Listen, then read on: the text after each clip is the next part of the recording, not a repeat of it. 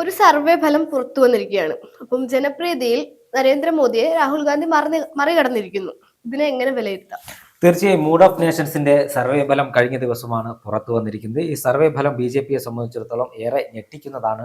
അല്ലെങ്കിൽ B J പിയെ സംബന്ധിച്ചിടത്തോളം അവർക്ക് ഒരിക്കലും ഉൾക്കൊള്ളാൻ കഴിയാത്ത ഒരു സർവേ ഫലമാണ് എന്ന കാര്യത്തിൽ ഒരു തർക്കവുമില്ല.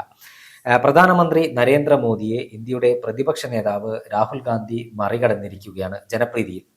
അവർ ഏകദേശം 20,000-ഓളം സാമ്പിളുകളാണെന്നാണ് എൻ്റെ ഓർമ്മ.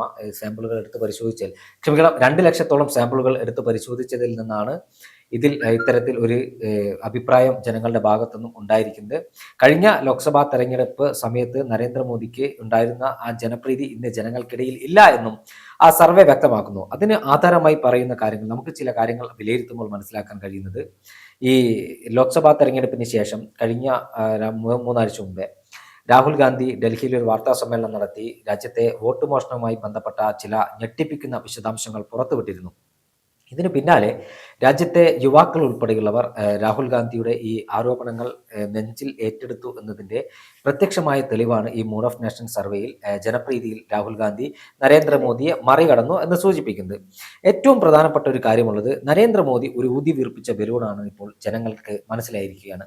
ഗുജറാത്ത് മുഖ്യമന്ത്രിയായിരുന്ന അദ്ദേഹത്തെ ഇന്ത്യൻ പ്രധാനമന്ത്രി കസേരയിലേക്ക് എത്തിക്കാൻ സംഘപരിവാർ, പ്രത്യേകിച്ച് RSSും ബജ്രംഗ് ദളും വിശ്വ ഹിന്ദു പരിഷത്ത് ഉൾപ്പെടെയുള്ള സംഘപരിവാർ സംഘടനകൾ PR വർക്കിലൂടെ നരേന്ദ്രമോദിയെ ഇന്ത്യൻ പ്രധാനമന്ത്രി പദത്തിൽ എത്തിച്ചു എന്നത് എല്ലാവർക്കും അറിയുന്ന കാര്യമാണ്. ആ പ്രധാനമന്ത്രി പദത്തിൽ അദ്ദേഹത്തെ എത്തിക്കാൻ ഏറെ പണിപ്പെട്ടു.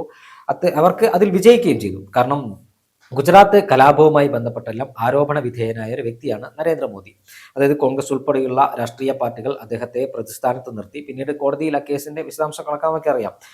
എന്നാൽ അതിലെല്ലാം ആ പ്രതിച്ഛായയെല്ലാം മറികടന്ന് അദ്ദേഹത്തിന് ഇന്ത്യൻ പ്രധാനമന്ത്രി പദത്തിലേക്ക് എത്തിക്കുമ്പോൾ വലിയൊരു PR ഏജൻസിയുടെ അല്ലെങ്കിൽ PR വർക്കിന്റെ ഭാഗമായിട്ടായിരുന്നു.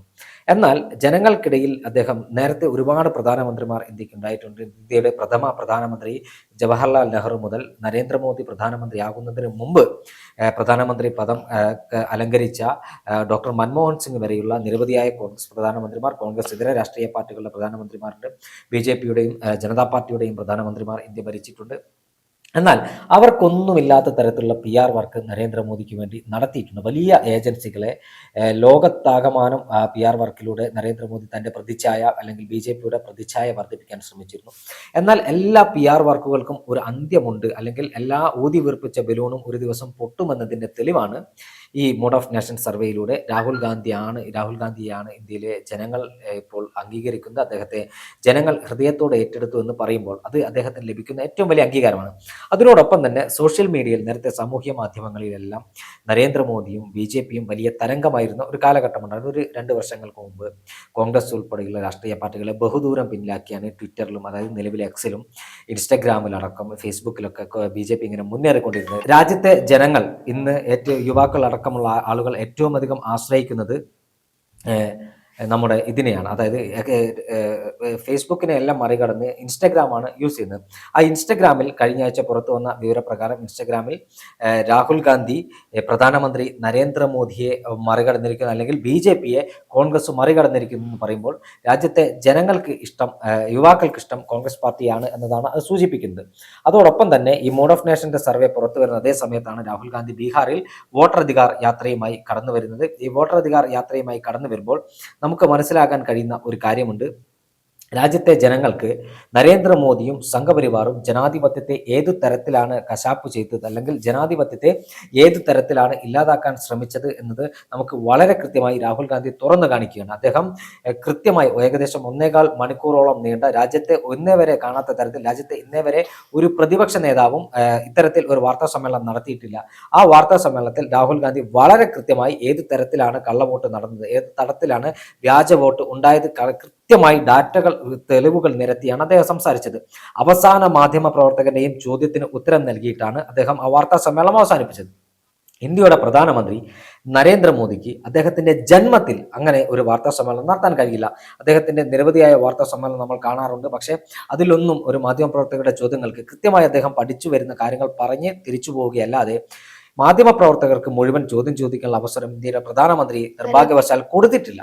അവിടെയാണ് രാഹുൽ ഗാന്ധി നരേന്ദ്രമോദിയിൽ നിന്ന് വ്യത്യസ്തനാകുന്നത്. എല്ലാ കാര്യങ്ങളിലും രാഹുൽ ഗാന്ധി ജനങ്ങൾക്കിടയിലാണ് അദ്ദേഹം ജീവിക്കുന്നത്, ജനങ്ങൾക്കിടയിലാണ് അദ്ദേഹം പ്രവർത്തിക്കുന്നത്. വോട്ടധികാർ യാത്രയുമായി അദ്ദേഹം ബീഹാറിലൂടെ നടന്ന് നീങ്ങുമ്പോൾ, അല്ലെങ്കിൽ ബീഹാറിലെ ജനങ്ങളുടെ പ്രശ്നങ്ങൾ പരിഹരിച്ച്, പ്രശ്നങ്ങൾ പഠിച്ച്, കർഷക തൊഴിലാളികളുടെ, വിദ്യാർത്ഥികളുടെ, യുവാക്കളുടെ, സ്ത്രീകളുടെ മുഴുവൻ തുടങ്ങി ആബാലവൃദ്ധം ജനങ്ങളുടെയും പ്രയാസങ്ങളും അവരുടെ പ്രശ്നങ്ങളൊക്കെ കേൾക്കാനുള്ള ക്ഷമ അദ്ദേഹത്തിനുണ്ട്. അദ്ദേഹത്തെ കാണാൻ രാഷ്ട്രീയ വ്യത്യാസം മറന്ന് ആളുകൾ ഒഴുകിയെത്തുന്ന ഒരു കാഴ്ച ബീഹാറിൽ നമുക്ക് കാണാം. ഇതൊരു ബീഹാറിലെ ചരിത്രം മാത്രമല്ല, രാഹുൽ ഗാന്ധി എവിടെയെല്ലാം എത്തുന്നു അവിടെയെല്ലാം ആളുകൾ അദ്ദേഹത്തെ കാണാൻ എത്തുന്നു. അതിൽ ചിലപ്പോൾ കോൺഗ്രസ് അനുകൂലികൾ മാത്രമല്ല, അല്ലാത്ത മറ്റു രാഷ്ട്രീയ പാർട്ടികളിൽ വിശ്വസിക്കുന്ന ആളുകളെ പോലും ആകർഷിക്കാനുള്ള ഒരു കഴിവ് രാഹുൽ ഗാന്ധിക്കുണ്ട്. പ്രധാനമന്ത്രിക്ക് Z+ കാറ്റഗറി സുരക്ഷയുള്ളതുകൊണ്ട് അദ്ദേഹത്തിന്റെ അടുത്തെത്തി നേരിട്ട് അദ്ദേഹത്തെ സംസാരിക്കാനോ, അദ്ദേഹത്തെ കണ്ട്, അല്ലെങ്കിൽ അദ്ദേഹത്തോട് തങ്ങളുടെ പ്രശ്നങ്ങളും പരാതികളും പറയാനും സാധാരണക്കാരായ ആളുകൾക്ക് സമയം ലഭിക്കാറില്ല. പക്ഷേ രാഹുൽ ഗാന്ധിയെ അങ്ങനെയല്ല. തൻ്റെ അച്ഛനെയും തൻ്റെ മുത്തശ്ശിയെയും അവരുടെ ജീവൻ നഷ്ടപ്പെട്ടിട്ട് പോലും അദ്ദേഹത്തിന് തൻ്റെ സുരക്ഷയെക്കുറിച്ചോ അല്ലെങ്കിൽ തൻ്റെ ജീവനെക്കുറിച്ചോ യാതൊരു വേവലാതിയും ഇല്ല എന്ന് അദ്ദേഹത്തിന്റെ പരിപാടികൾ നമുക്ക് നേരിട്ട് ചെന്നാൽ നമുക്ക് മനസ്സിലാക്കാൻ കഴിയും. അതായത് വയനാട്, എനിക്കിപ്പോൾ ഓർക്കുന്ന ഒരു കാര്യം, അദ്ദേഹം വയനാട് പാർലമെന്റ് മണ്ഡലത്തിൽ മത്സരിക്കുന്ന സമയം വയനാട്ടിൽ മാവോയിസ്റ്റ് ഭീഷണി നിലനിന്ന സാഹചര്യത്തിൽ 2019 കോഴിക്കോട് ഗസ്റ്റ് ഹൗസിൽ വിശ്രമിച്ച രാഹുൽ ഗാന്ധിയോട് അദ്ദേഹത്തിന്റെ കൂടെയുള്ള അംഗരക്ഷകർ പറഞ്ഞു, ഇന്ന് രാത്രി, അതായത് ഏകദേശം ഒരു 7 മണി കഴിഞ്ഞിട്ടുണ്ട്, ഇന്ന് രാത്രി വയനാട് ചുരം വഴി പോകുന്നത് അപകടകരമാണ്. വയനാട്ടിൽ മാവോയിസ്റ്റ് ഭീഷണി പല സ്ഥലത്തും നിലനിൽക്കുന്നു. മന്ത്രിമാർ ഉൾപ്പെടെയുള്ളവർക്കെതിരെ ഭീഷണി ഉണ്ടെന്ന് ഇന്റലിജൻസ് റിപ്പോർട്ടുണ്ട്, അല്ലെങ്കിൽ VIP-കൾക്ക് നേരെ ഭീഷണി. അതുകൊണ്ട് വയനാട് ചുരം വഴി താങ്കൾ യാത്ര ചെയ്യരുത്, വയനാട്ടിലേക്കുള്ള യാത്ര റദ്ദാക്കണം, നിങ്ങൾ കോഴിക്കോട് ഗസ്റ്റ് ഹൗസിൽ തങ്ങണമെന്ന് അദ്ദേഹത്തോടൊപ്പമുള്ള അംഗരക്ഷകർ പറഞ്ഞപ്പോൾ, ബ്ലാക്ക് പറഞ്ഞപ്പോൾ അദ്ദേഹം പറഞ്ഞത്, ഞാൻ എന്തായാലും പോകും, നിങ്ങൾക്ക് സൗകര്യമുണ്ടെങ്കിൽ എൻ്റെ കൂടെ വന്നാൽ മതി എന്ന് പറഞ്ഞ് അദ്ദേഹം പോവുകയും അദ്ദേഹം വയനാട്ടിലെത്തുകയും ചെയ്തു. അങ്ങനെ നിരവധിയായ സാഹചര്യം, ചിലപ്പോൾ അംഗരക്ഷകർ പറയുന്നത് പോലും അദ്ദേഹം കേൾക്കാറില്ല. തൻ്റെ ജീവൻ പോലും തൃണവൽക്കരിച്ചുകൊണ്ട് ജനങ്ങൾക്കിടയിൽ പ്രവർത്തിക്കുന്ന ഒരു വ്യക്തിയാണ്.